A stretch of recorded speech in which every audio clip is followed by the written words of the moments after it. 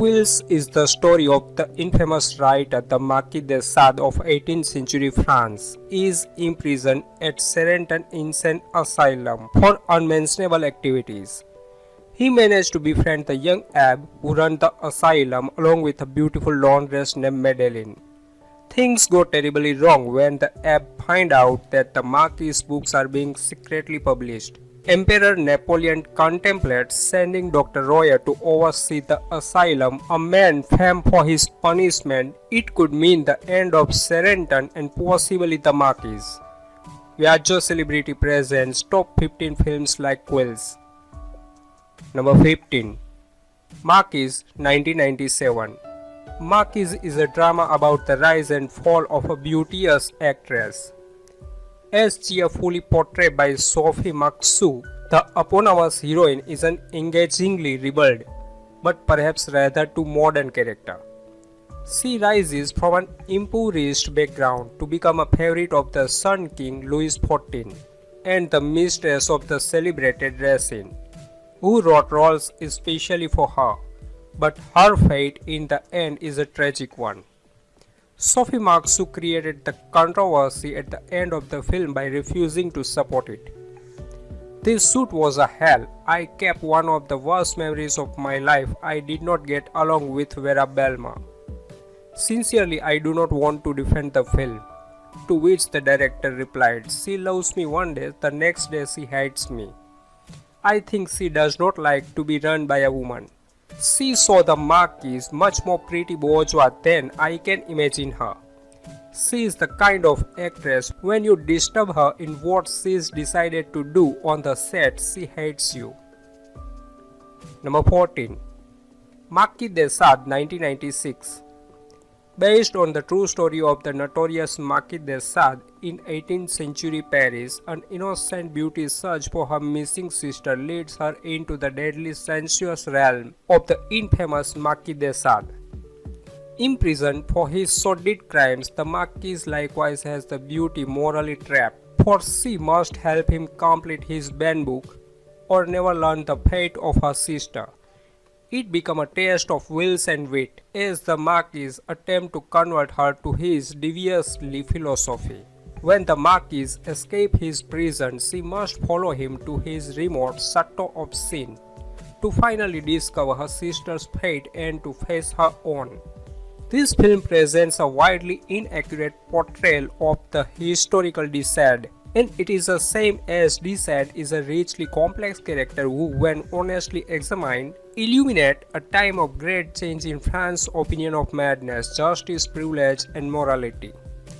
This filmmaker's treatment of history resembles that of Winston's in the correction room at the Ministry of Truth in Orwell's 1984. Number 13. Lunar 2005. A horror movie testing two approaches to running an insane asylum: absolute freedom versus control and punishment within the context of a world that combined the worst of both. Jean Berlo, a young man subject to a nightmare of being forced into a straitjacket by two orderlies, is befriended by a Marquise. At the Marquise estate, Jean witnesses a black mass, buries someone alive, and is invited to try preventive therapy. He is willing to enter a sanatorium because he believes he can rescue a young woman from there who has told him that the real director and staff of the clinic are locked in the basement. Jean conspires with her to set them free. The horror have only begun. The official ZAG submission to the 2007 Oscar in the Best Foreign Language Film category. Number 12. The Sentimental Education of Eugenie 2005. The clever and passionate Madame de Saint-Ange has taken into consideration the education of the young and the illiterate Eugenie, and at the same time wants to seduce Marquise d'Olmans, a famous philosopher.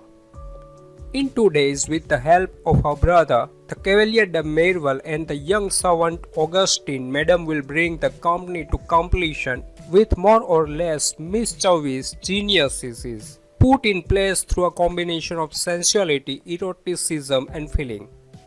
It is interesting to see this faithful Italian-made adaptation of the Marquis de Sade philosophy of the boudoir, because while several previous versions of this tale they have pretty much all been directed by Eurocult director Jesus Franco. The Jesus Franco adaptation were all updated to the present day, and they leave out many of the principal interests of the Sade, namely his interest in libertine philosophy. Number 11. De Sade, 1969. The film begins with a screen of text explaining that De Sade was born in about 1740 and spent 20 years or so of his life either in prison or in an insane asylum. Recurrently throughout the film, there are various incidents in which a party of officers from either the police or the army attempt to arrest De Sade. De Sade usually evades capture until near the end of the film when he is caught in bed with a woman. The film has an episodic and non-chronological structure. It portrays incidents from De Sade's childhood, adulthood, marriage, imprisonment in an asylum, old age, and finally death. The episodes are alternatively filmed as dreams, reminiscences from multiple points of view, theatrical performances, and as actuality. Excerpts from De Sade's biography include experiences of physical molestation at the hands of the Catholic clergy, De Sade's criminal history in regard to accusation of physical abuse against him by a prostitute, De Sade's arranged marriage, De Sade's literary output in regard to plays, stories, novels, De Sade's imprisonment for obscenity, and his eventual committal to Sentimental asylum for the insane. Number 10. Marquis de Sade, Justine, 1977. Justine wishes to remain innocent and virginal but instead slips into a life of debauchery, slavery, and licentiousness. Meanwhile, her brazen, flirtatious, and liberated sister Juliet ironically receive nothing but happiness and reward for her new wanton behavior. Justine's only possible hope of true love and salvation is one of her sister's former lover, the suave and elegant Lord Carlisle. But is he as virtuous as he seems? Justine's cruel passion is much better than expected. This 1977 film version turns out to be very faithful to its source material, in this case the writing of the Marquis de Sade. His tale of a young innocent cast into the cruel, corrupt world when her parents die is certainly a grim one. Co-Stark does surprisingly well at portraying virginal innocence, disgusted by the violence and vice surrounding her. The more she resists, the harder she is persuaded by the corrupt people in her midst. Number 9. Justine and Juliet, 1975. Justine and Juliet are two orphan sisters and they are as different as it's possible to be. They have nothing in common except their beauty. They are evicted by their cruel aunt. They hitchhike to Stockholm where they each start to lead their own life. The worldly Juliet moves into a luxurious hotel room and sells her in a nightclub, but the timid Justine goes to stay in a shabby guest house and lives in misery and poverty. Juliet invites her sister in an evening organized by a billionaire, Don Miller, who is sick with heart, and launches a challenge. He will give his fortune to his murderer if she succeeds in killing him with pleasure. Now here is something you don't see very often, a Swedish adaptation of the Marquis de Sade directed by a man who later became a highly respected Hollywood cinematographer, launching production like TV's The Wonder Years. Unfortunately, it's not very good. It takes the Marquis de Sade story of two sisters, a virtuous one who suffers and a sinful one who prospers in a world that above all things is cruel, and turns it into a modern comedy. Number 8. Fun for Three, 1974. After 1 year of separation and extensive psychiatric treatment for cold-bloodedly harming one of her unaware lovers, the noble Countess Martine Brezac, as she is driven home by the loyal chauffeur Matthias, finally reunites with her husband Charles. Without delay and in great anticipation, the Countess restlessly returns to her mansion's basement, where she and her depraved husband used to quench their insatiable and perverted appetite for young flesh, only to realize that her collection isn't complete. Encircled by a gallery of frozen in time human trophies, the Countess once more will go out hunting for young prostitutes to satisfy her fantasies. But it won't be long before Charles proposes to continue their activities. With a rather unexpected present, Cecile, their 21-year-old virgin neighbor. Quivering with desire and almost insane to seduce her virgin victim, the Countess will try everything. However, will she manage to add helpless Cecile in her prize collection? Number 7. Beyond Love and Evil, 1969. Zenoff enters a heavily guarded country mansion. He finds a vast party occurring within, presided over by Yard, a debauched libertine seeking to orchestrate an atmosphere of unbridled sensual pleasure with no concession to conventional morality. Zenoff is quite shocked, particularly when Yeld announces he is about to be married and that he expects all his guests to have their way with his wife to be Xenia, who it just so happens is also Zenoff's true love. Wild, colorful kaleidoscope of a film based on De Sade and managing much better than Pasolini to convey De Sade idea in opinion, whereas Pasolini's Salo was just an escalating catalogue of abuse. Here we get De Sade philosophy as an opposition to state society with the humor and playfulness of the writing intact. How can a film like Salo be called a success when the only people who are going to put themselves through such a nihilistic cinematic experience are people who are already of the same political view as the filmmaker? Number 6. Eugenie, 1973. Eugenie, a beautiful but shy young girl, has been living with her stepfather Albert since her mother died when she was a baby. He is a famous writer specializing in story of erotica. One day she happened to read one of his erotic books and its power so affect her that begin to find herself attracted to him. He notices this and eventually bring her into his dark world of perversion and murder. The shooting started early 1970, just after Count Dracula. The film was not released theatrically in Germany and only became available there in 2003 in DVD format. Rumors about German being the original language of the film probably are wrong, as the DVD had to have new dubbing. Most Eurocine productions were shot without sound and dubbed later, in different languages according to the different markets. Number 5. Justine-Dard, 1972. Justine is a poor serving girl who tries to maintain her virtue and her standards. Unfortunately, she is victimized by everyone she encounters. She is sent to jail by an early employer because she refuses to steal. In another scene, the men she saves from a gang of outlaws abuse her. Once again, she is victimized by a pair when she won't help them kill one of their aunts.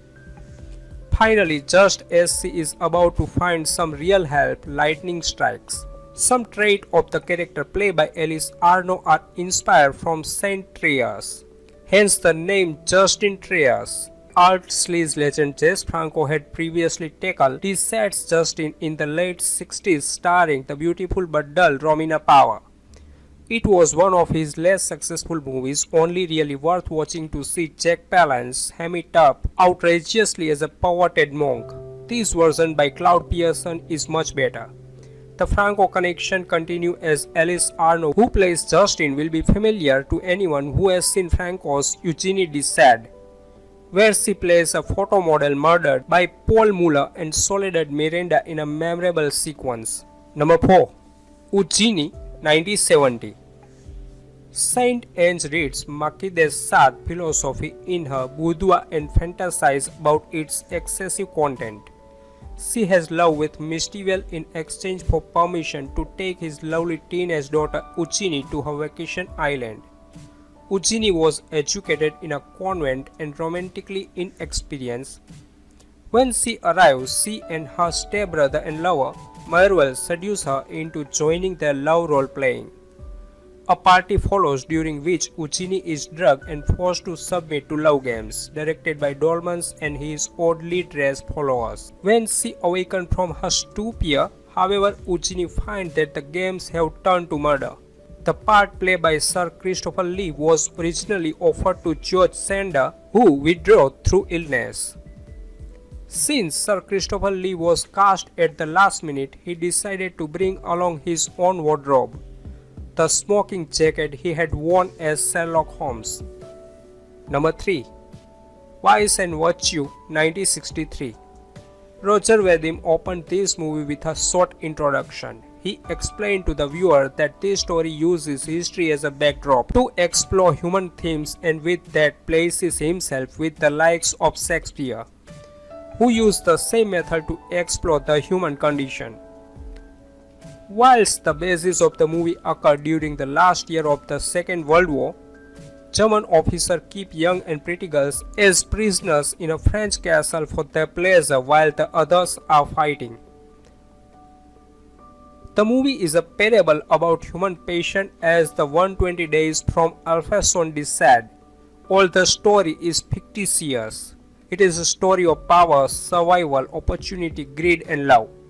World War II provided an ample setting for this human emotion to play itself out. Some viewers may not believe there is much love, yet this deserves more attention. Number 2. Marquis de Sade, Justine, 1969.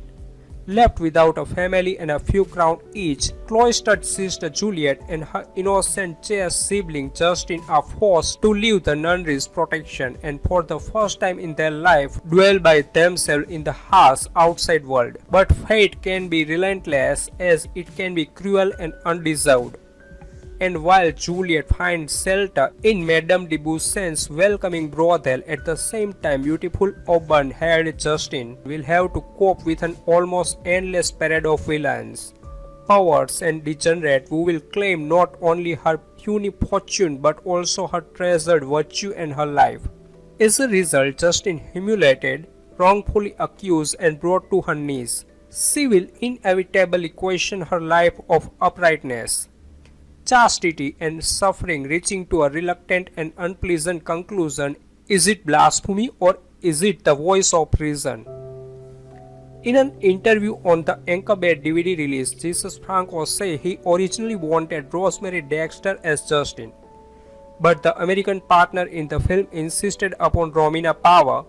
Franco compared her performance to a window dummy. Number 1. La H.D.O. 1930.